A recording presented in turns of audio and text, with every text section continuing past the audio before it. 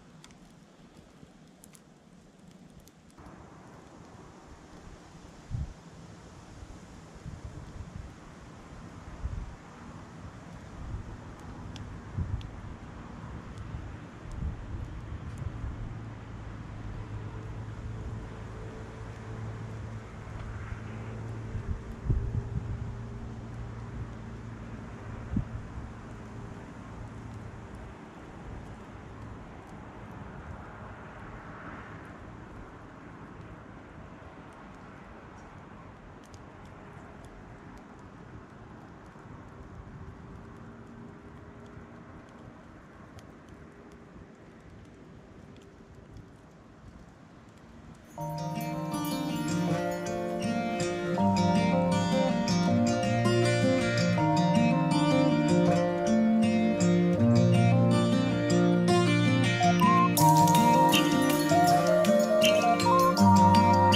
後までお付き合いいただき、ありがとうございました。また、見ていただければ嬉しいです。それでは、おやすみなさい。